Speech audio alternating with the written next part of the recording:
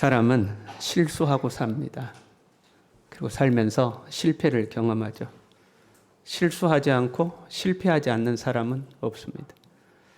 우리가 두 발로 걷기까지도 수없이 많은 실패를 경험합니다.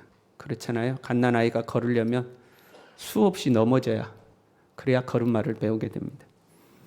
우리는 실수하지 않기를 원하고 실패하지 않기를 원하지만 실패를 통해서 우리는 성장하는 겁니다. 문제는 실패는 하지만 성장하지 않는다는 데 있습니다. 실패했으면 배우고 성장해야 되는데 똑같은 실패를 반복하는 거죠. 사람은 창조된 이후부터 실수와 실패를 반복했습니다. 하나님 아담과 하와를 완벽하게 만드시고 완벽한 환경 속에 두셨습니다.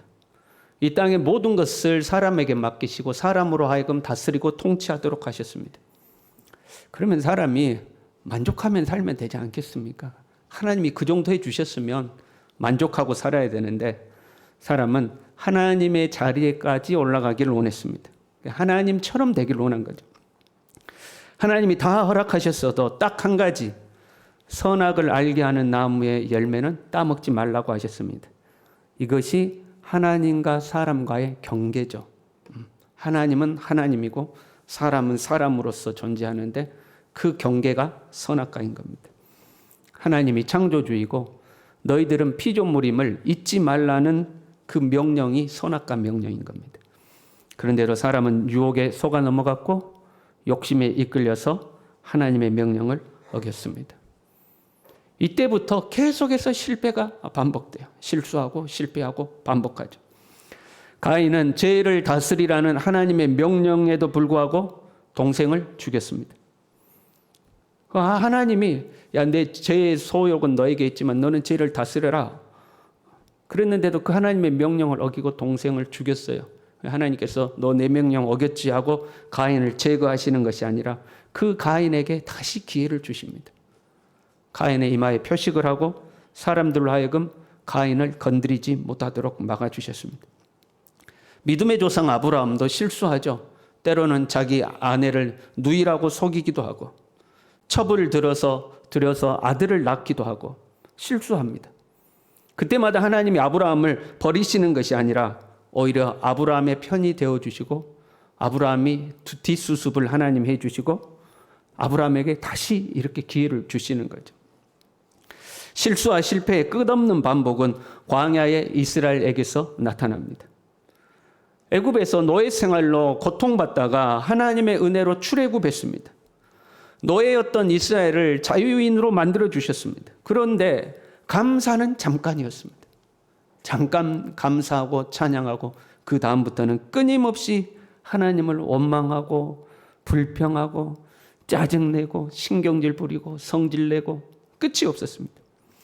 얼마나 그 원망과 불평과 짜증이 심했던지 하나님이 참다가 모세에게 야야야 비켜봐라. 내가 저것들 싹 다 쓸어버리고 새로 시작해야겠다. 해도 너무한다. 새로 시작해야겠다. 그럴 정도로 이스라엘이 계속해서 원망했습니다. 그런데도 결국 하나님은 그 이스라엘을 이끌어서 축복의 땅 가나안 땅으로 인도하십니다. 축복의 땅 가나안에 정착한 이스라엘은 여전히 변함이 없었습니다. 광야에서는 환경이 어려우니까 우리 표현으로 먹고 살기 힘드니까 하나님 나 이렇게 힘들어요. 불평했다고 쳐요. 가나안에서는 모든 것이 넉넉했습니다. 축복의 땅이었습니다. 풍요로워졌습니다. 그러면 잘하고 살 줄 알았는데 풍요로워지니까 하나님을 배반했습니다. 이제는 하나님 없이도 살 수 있다. 뭐 하나님이 나에게 복 주셨나? 내 힘으로 내가 여기까지 왔지. 이제 이런 마음이 든 거예요.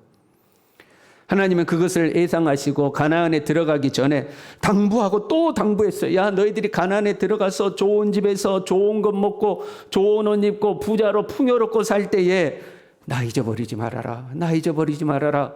너희 힘으로 여기까지 온 것이 아니고 내가 너희를 독수리의 날개로 업어서 광야를 지나서 이곳까지 이끌고 왔다는 거 잊어버리지 말아라. 잊어버려서는 안 된다. 당부하고 또 당부했어요. 그런데 여지없이 하나님을 배반했습니다. 하나님을 배반하면 고난이 찾아옵니다. 고통이 찾아옵니다. 그러면 힘드니까 다시 하나님을 찾습니다. 그러다가 고난이 또 다 지나가면 하나님을 버립니다. 이게 끊임없이 반복하는 거예요. 하나님 찾았다가 하나님 버렸다가 결국은 나랑은 망하고 성전은 불타 없어져 버리고 백성들은 포로로 잡혀가고 뿔뿔이 흩어져 없어져 버렸습니다. 이러한 역사 속에서 하나님은 인간에게는 도저히 선해지려는 가능성이 없다는 것을 아셨어요. 사람에게는 선한 것이 하나도 없다. 사람에게는 선해지려는 가능성조차도 없다. 그래서 하나님께서 다른 방법을 찾아내셨어요. 에스겔 36장 26절부터 보면요. 새 영을 너희 속에 두고 새 마음을 너희에게 주되 너희 육신에서 굳은 마음을 제거하고 부드러운 마음을 줄 것이며 또 내 영을 너희 속에 두어 너희로 내 율례를 행하게 하리니 너희가 내 규례를 지켜 행할지라. 새 영을 주고 새 마음을 준다. 새로운 사람을 만드시겠다는 거예요. 너희들에게는 가능성이 전혀 없으니 하나님께서 새 영, 새 마음을 주어서 너희들 새 인간으로 만드시겠다는 거예요. 범죄한 인간을 예수 그리스도 십자가 그 순결한 피로 깨끗이 씻어서 정결케 하시고 그 인간을 완전히 새롭게 만드는 거예요. 그것을 거듭남이라고 부르는 거예요. 다시 태어나게 만드는 거죠. 부패한 인간 본성에는 희망이 없으니까 기회를 또 줘봐야 또 실수하고 또 실패할 게 분명하거든요. 그러니까 하나님께서 아예 새로운 인간 내면을 만드시겠다는 거죠. 사람은 안 변하니까. 이 하나님의 계획은 오순절 마가 다락방에서 성취가 됩니다. 성령이 임했어요. 성령이 충만하게 임했습니다. 성령이 충만한 제자들은 완전히 변하여 새 사람이 되었습니다. 완전히 새로워졌어요. 그때의 모습을 사도행전 2장 44절에 이렇게 기록하고 있습니다. 믿는 사람이 다 함께 있어 모든 물건을 서로 통용하고 또 재산과 소유를 팔아 각 사람의 필요를 나눠주며 더 이상 벌 것도 없어요. 여러분의 소유를 다 팔아 나눠주시겠습니까? 그런데 초대교회 성도들은 그랬다는 거예요. 성령이 충만하게 임하니까 다 팔아 나눠줬다는 거예요. 날마다 마음을 같이하여 성전에 모이기를 힘쓰고 집에서 떡을 떼며 기쁨과 순전한 마음으로 음식을 먹고 하나님을 찬미하며 또 온 백성에게 칭송을 받으니 주께서 구원받는 사람을 날마다 더하게 하시니라. 완전히 변해버렸어요. 주님을 모른다고 부인하고 다 도망갔던 제자들인데 이제는 주님을 위하여 순교하는 신앙인으로 완전히 변화되어 버렸어요. 사람의 변화는요, 사람의 힘으로 되는 게 아닙니다. 사람에게 희망이 있다고 하는데 사실 사람에게는 희망이 없습니다. 사람은 바뀌지 않아요.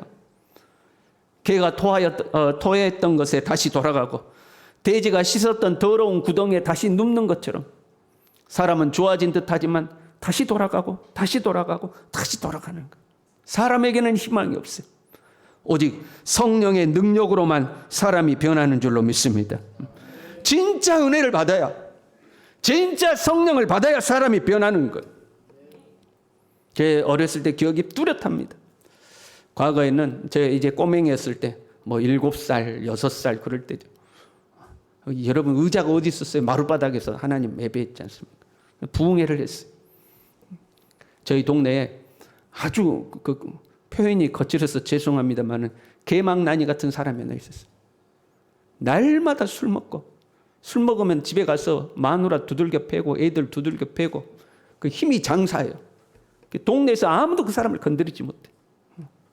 뭐 그런 아주 거친 사람이었어요. 부흥회를 하는데 이 사람이 이 부흥회 자리에 참석을 해가지고 같이 앉아 있었어요. 그 여자분이었는데 그 강사가 신령한 은사가 있는 분이었어요. 설교를 하다가 갑자기 단에서 내려서 뚜벅뚜벅 내려가더니 그 개망나니 같은 사람을 끌어안고는 눈물을 흘리면서 아들아 얼마나 힘드냐 내가 너를 안다.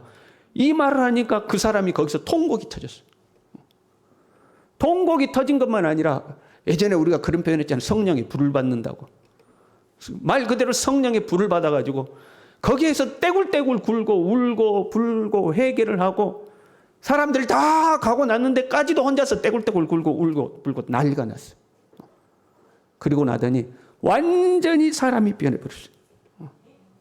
술이 끊어지고 폭력이 끊어지고 남이 변했다니까 아멘도 안 하고 완전히 변해갖고 새 사람이 됐어요. 나중에 교회 장로님이 되시고 이제는 돌아가셨어요. 하나님의 은혜가 사람을 바꾸는 거예요. 하나님의 은혜가. 우리는 예수님을 믿습니다. 말씀에 이렇게 되어 있어요. 영접하는 자 곧 그 이름을 믿는 자들에게는 하나님의 자녀가 되는 권세를 주셨으니 우리가 이제는 마귀의 종이 아니요 하나님의 자녀가 되는 줄로 믿습니다. 고린도전서 12장 3절에는요. 하나님의 영으로 말하는 자는 누구든지 예수를 저주할 자라 하지 아니하고 또 성령으로 하지 아니하고는 누구든지 예수를 주시라 할 수 없느니라. 예수님을 구주로 부르는 자, 예수님을 나의 주님이라고 부르는 자는 그 안에 성령이 계신다는 거예요. 성령으로 하지 아니하고는 예수를 주라고 시인할 수가 없는 거예요.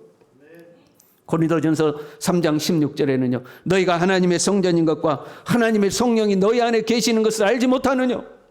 우리는 하나님의 성전이요 우리 안에 하나님의 성령이 계시는 줄로 믿습니다. 우리 옆 사람과 인사합시다. 당신 보니 성령이 계시군요. 다시 인사합시다. 뭔 소리요? 말씀이야 하면 예수님을 구주로 믿는 우리 안에는 성령이 분명히 계셔요. 그런데 고민이 있어요. 우리가 변하지 않는 것 같아요. 새 영, 새 마음, 성령이 우리 안에 오면 우리가 변해야 되는데 내 힘으로 이겨낼 수 없는 내 본성을 성령의 능력으로 이겨낼 수 있어야 되는데 교회는 다니는 것 같은데 우리가 예수님을 주님이라고 부르는 것 같기는 한데 성질도 그대로죠. 꼬라지도 그대로죠. 못된 본성도 그대로죠. 우리가 안 변하는 것 같다 이 말이에요. 물론 예수님 믿으니까 우리가 이 정도지.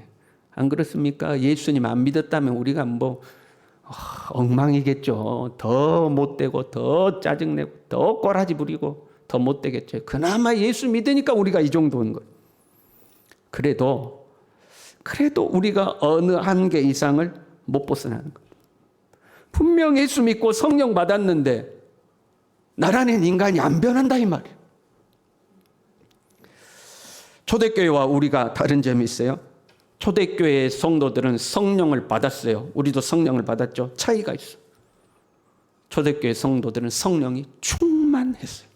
성령이 충만했어요. 우리는 성령이 충만하지가 않아요. 본문의 말씀이 이렇게 되어 있죠. 술 취하지 말라 이는 방탕한 것이니 오직 성령으로 충만함을 받으라. 성령의 충만함을 받으라. 이 성령 충만을 술 취한 것과 비교하고 있어요. 술이 취하면 술이 사람을 움직인다고 그러죠. 제정신이 아니라고 그러잖아요. 술 기운에 왔다 갔다 하는 거 아니에요? 마치 술 취한 사람이 술의 지배를 당하듯이 성령으로 충만하다는 것은 성령의 지배를 받는 것을 말하는 거예요. 성령이 우리를 변화시키는 건데 우리가 변화되려면 이 성령의 지배를 받아야 되는 거예요. 그러려면 성령이 충만해야 되는 거예요. 성령을 받았다고 했어요. 내 안에 인간 본성이 없어지는 거 아니에요. 못된 생각 자체가 없어지는 것 자체가 아니에요. 하나님이 새 영 주시고 새 마음 주신다고 했으니까 내가 완전히 인간 개조돼 가지고 더 이상 못된 생각은 들지도 않고 못된 마음은 생기지도 않고 그거 아니에요. 만약에 그렇게 된다면 사람은 로봇이나 다름없죠. 컴퓨터 프로그램이나 다름없겠죠. 하나님께서 새 프로그램 우리에게 딱 입력하면 그 프로그램에 맞게 그냥 내 생각도 없고 내 주장도 없고 딱 움직이는. 하나님은 사람을 그렇게 만들지 않았어요. 우리의 인간 본성은 그대로 존재해요. 그러나 성령의 지배가 강하기 때문에 성령께 복종하게 되는 거예요. 그래서 충만이라고 하는 거예요. 내 못된 성질 그대로고 못된 꼬라지도 그대로고 내 못된 습관도 그대로지만 성령이 충만하면 그 성령께서 나를 완전히 지배해버리기 때문에 그 성령의 지배에 복종하게 되기 때문에 그래서 새로운 삶을 살아가게 되는 거예요. 성령 충만을 받으라 그랬잖아요. 여기서 성령 충만을 받으라 하는 것은 한 번 받으라 그런 의미가 아니고 문법적으로 보면 계속해서 받으라 그런 말이에요. 성령 충만을 계속해서 받으라. 한 번 받아서 되는 것이 아니라 전 생애를 통해서 성령 충만을 계속 받아야 된다는 거예요. 그렇지 않으면 내 안에 있던 내 자아의 본성이 다시 살아난다는 거예요. 거기에 우리 모습이 있는 거죠. 은혜 받을 때는, 성령 충만한 것 같을 때는 나의 못된 성품을 다스리고 사는데, 그 은혜가 풍선 바람 빠지듯이 싹 사라지고 나면 내 못된 성질이 그대로 다시 나오는 거예요. 그래서 계속해서 성령 충만을 받으라는 거예요. 예수님께 찾아온 부자 청년에게 예수님께서 이렇게 말씀하셨죠. 내 소유를 다 팔아 가난한 자에게 나눠주고 너는 나를 따라오너라. 그랬더니 이 부자 청년이 소유가 많아서 근심하고 돌아갔다. 그런데 성령 충만 받으니까요, 이 제자들은요, 자기가 다 팔아 나눠줘 버렸어요. 다 팔아 나눠주고 그 다음에 기쁨이 충만했어요. 기쁨이 충만했어요. 성령 충만의 특징 중에 하나가 기쁨이 충만하다는 거예요. 술 취하면 기분이 좋다고 그래요. 이용훈 장로님 맞습니까? 술 취하면 기분이 좋습니까? 저는 취해본 적이 없어서 모르겠어요. 술 취하면 막 기분이 좋다고. 그 성령에 충만하면 기쁨이 가득한 거예요. 여러분, 삶에 기쁨이 없잖아요. 아이고, 나는 돈도 없고, 나는 차도 없고, 나는 집도 없고, 나는 이것도 없고, 나는 저것도 없고. 여러분, 그거 아니에요. 성령 충만하지 않으니까 기쁨이 없는 거예요. 성령 충만하면 있는 것도 팔아 나눠주고도 기쁘다니까요. 성령 충만하면 기쁨이 충만해요. 그런데 본문에는요, 성령 충만하면 나타나는 또 다른 변화, 또 다른 특징이 기록되어 있어요. 술 취하지 말라. 이는 방탕한 것이니 오직 성령으로 충만함을 받으라. 그 다음에 시와 찬송과 신령한 노래들로 서로 하다 막 우리 찬송하잖아요. 은혜 받으면 찬송하잖아요. 너희 마음으로 주께 노래하며 찬송하며 범사에 우리 주 예수 그리스도의 이름으로 항상 아버지 하나님께 감사하며 할렐루야. 막 감사가 넘치는 거죠. 기쁘고 감사하고, 배가 고파도 감사하고 배가 불러도 감사하고. 우리는 배가 고파도 죽겠고 배가 불러도 죽겠고인데, 성령 충만하면 배가 고파도 감사하고 배가 불러도 감사하고 추워도 감사하고 더워도 감사하고 아멘도 안 하고 그래도 감사하고, 그래도 감사하고. 감사가 그 다음 말씀이 이렇게 됐어요. 그리스도를 경외함으로 피차 복종하라. 복종하라. 찬송하는 거 아멘. 성령 충만하면 찬송하죠. 기뻐하는 거 아멘. 감사하는 거 아멘. 괜찮아요. 그런데 성령 충만하면 그 다음에 나타나는 특징이 뭐냐면 피차 복종하라. 복종. 성령 충만하면 복종하게 된다는 거예요.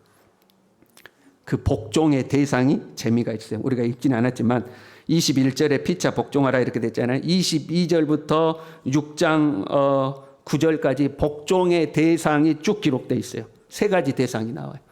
부부 간에, 부모 자녀 간에, 주인과 종 간에. 부부 간에 복종하고, 부모 자녀 간에 복종하고, 주인과 종 간에 복종하라. 복종의 대상이 이렇게 되어 있어요. 성령 충만하면 주를 나서서 내가 주를 위하여 살겠다 하고 모든 걸 버리고 오지로 나가서 선교를 한다거나, 핍박받는 현장에 뛰어들어서 목숨을 바쳐 복음을 전한다거나, 소유를 다 팔아 가난한 자들에게 나눠주고 그들과 함께 먹고 자고 산다거나, 땅 끝까지 나가서 복음을 증거한다거나, 이것들 다 중요해요. 그런데 본문에서는 성령 충만하면 삶의 가장 기본적인 환경에서, 삶의 가장 기본적인 내 자리, 내 가정에서, 부부간에, 부모 자녀 간에, 그리고 내 직장에서 복종하고 살 것을 말씀하고 있는 거예요. 내 일상에서부터 성령 충만의 자세로 살아야 된다는 거예요. 저 땅 끝까지 안 가도 내 가정에서부터. 살면서 가장 어려운 관계가 부부 사이가 아닐까 싶어요. 여러분은 어떻게 생각하십니까? 갈등이 없는 부부는 이 세상에 없는 것 같아요. 오죽하면 부부 사이를 평생 왼수라고 그러겠어요. 평생 왼수. 서로 사랑해서 결혼했는데 서로 가장 안 맞는 것 같아요. 여러분 그렇지 않습니까? 부부 간에는 맨날 싸우는 것 같아요. 오죽하면 여자가 남자를 부를 때 남편이라고 부르겠어요. 남편. 내 편 아니고 남편. 가정에서 갈등이 있는 거죠. 인간 본성의 가장 깊숙한 곳을 건드리는 곳이 가정이에요. 우리는 밖으로 나갈 때는 가면을 쓰고 사는 거죠. 다른 사람들에게는 친절하고 온유하고 성질나도 참고 내 내면을 다 보여주지 않습니다. 그런데 집에 들어오면 우리 자신이 그대로 다 노출되는 거죠. 내 못된 성질이 다 드러나는 거죠. 하나님은 부패한 우리의 인간성을 다스리도록 새 영, 새 마음, 즉 성령을 부어주시겠다고 약속하셨어요. 그런데 그 부패한 인간성이 가장 잘 나타나는 곳이 어디냐? 가정에서부터 나타난다는 거예요. 성령 충만하면 가정에서부터 성령의 통치를 받고 살아야 하는 거예요. 이렇게 돼 있어요. 아내는 남편에게 복종하고, 우리 여자분들이 제일 싫어하는 성경 구절이죠. 성경 66권을 통틀어서 제일 싫어하는 것. 에베소서 읽다가 여기 나오면 안 읽고 그냥 넘어간다고 그래요. 아내는 남편에게 복종하고. 할렐루야. 여자들이 아멘 해야 되는데 봐봐, 남자들만 하면. 그 다음에 복종의 대상이 이렇게 됐어요. 아내는 남편에게 복종하고, 자녀는 부모에게 순종하고, 종들은 상전에게 순종하라. 복종의 대상이 이렇게 되어 있어요. 거꾸로 남편은 아내를 사랑하고, 부모는 자녀를 말씀으로 양육하고, 상전들은 종들을 괴롭히지 말라. 조금 이상하지 않아요? 여러분, 피차 복종하라 해놓고 복종하는 사람들은 아내는 남편에게 복종하고, 부모는 자녀는 부모에게 순종하고, 종들은 상전에게 순종하고 이렇게 해놓고, 그럼 피차 복종하려면 어떻게 해야 돼요? 남편은 아내에게 복종하고, 그렇잖아요. 부모는 자녀에게 순종하고, 상전은 종에게 순종하고, 이래야 피차 복종이잖아요. 그런데 그렇게 해놓지 않았잖아요. 여기서 피차 복종이란 서로 간에 복종하는 것을 의미하는 것이 아니고 하나님께 복종하는 것을 의미하는 거예요. 하나님께. 아내가 남편에게 복종하는 것은 남편에게 복종하는 것이 아닙니다. 남편이 잘나서, 남편이 옳아서, 남편이 말하는 것이 이론적이고 논리적이고 합리적이어서 그 남편에게 복종하는 것이 아니에요. 하나님이 복종하라고 하셨으니까 그 하나님의 말씀에 복종함으로 남편에게 복종하는 거예요. 여자들 아멘도 안 하는 것 봐. 남편이 아내를 사랑하는 것도 마찬가지. 때로는 마음에 안 들고, 때로는 내 속을 긁고 바가지를 긁고. 우리 교회 여자분들은 그렇지 않습니다. 죄송합니다. 아무튼 아내가 마음에 들지 않는 상황인데도 불구하고 그 아내를 사랑하는 것은 정말로 아내가 너무 사랑스럽고 너무 아름답고 너무 좋아서 그 아내를 사랑하는 것이 아니라, 하나님께서 아내 사랑하기를 그리스도께서 교회를 위하여 목숨을 버림처럼 하라고 말씀하셨기 때문에 그 말씀에 복종하여 아내를 사랑하는 거다. 남편들 아멘. 아까보다 아멘 소리가 작은데요. 자녀가 말을 안 들으면 여러분 때려 죽이고 싶을 때 있죠. 그냥 이놈 자식들 지어받고 그냥 매를 때리고 혼을 내고 싶을 때 있잖아요. 그때도 내 감정을 버리고 하나님께서 하나님의 교훈과 훈계로 양육하라 하셨으니 그 하나님의 말씀에 복종하여 내 성질대로 하지 아니하고 하나님의 말씀대로 하는 것, 그게 하나님께 복종이. 여러분 직장에서 아주 못된 직장 상사를 만났습니까? 그런데도 여러분 그 밑에서 버티고 사시죠. 왜요? 생계를 위해서. 직장에서는 돈이 나오니까. 그 못된 직장 상사에서도 먹고 사는 것 때문에 버티고 살지 않느냐? 그러면 그보다 선하고 좋으신 하나님께 복종해야 하지 않겠는가? 하나님 그보다 선하고 좋으시는데. 성령 충만은 우리의 일상에서 가장 우리의 삶의 가장 기본이 되는 가정에서부터 복종함으로 나타나야 돼요. 우리는 실패하죠. 남편이 아내를 사랑해야 함을 알지만 실패합니다. 아내는 남편을 존중해야 하는 걸 알지만 실패합니다. 부모가 자녀를 인격적으로 대하고 주님의 교훈과 훈계로 양육해야 함을 알지만 우리는 우리의 성질을 못 이기고 자녀에게 큰 소리를 쳐버릴 때가 있잖아요. 실패하는 거죠. 실패하면서 우리는 깨닫는 겁니다. 나에게는 희망이 없다. 내 능력으로는 하나님의 말씀대로 살 수 없다. 아무리 노력해도 안 된다. 내 인간 본성에는 가능성이 없다. 이 하나님의 말씀대로 살려면 성령께서 나를 다스려 주셔야 한다. 이걸 깨달아야 하는 것. 넘어지고 또 넘어지면서 사랑해야지 하면서 그러나 또 성질내고 존중해야지 하면서 또 짜증내고 그렇게 넘어지는 내 자신을 보면서 깨닫는 거예요. 배우는 거예요. 나에게는 희망이 없고 오직 성령께서 나를 다스려 주셔야 한다. 성령께서 나를 다스려 주셔야 된다. 그걸 배우는 거죠. 사랑하는 성도 여러분, 우리는 성령으로 하지 아니하고는 우리 자신을 다스릴 수가 없습니다. 성령으로 하지 아니하고는 나의 이 부패하고 타락한 본성을 이길 수가 없습니다. 이걸 인정하시고 성령 충만을 사모하시기를 바랍니다. 성령 충만을 갈망하시길 바랍니다. 성령 충만을 추구하시기를 바랍니다. 하나님, 내 힘으로는 안 됩니다. 하나님, 나를 성령 충만하게 하여 주셔서 성령께서 나를 다스리고 통치하여 주옵소서. 그렇게 기도하는 저와 여러분들 될 수 있기를 바랍니다. 함께 찬양하겠습니다.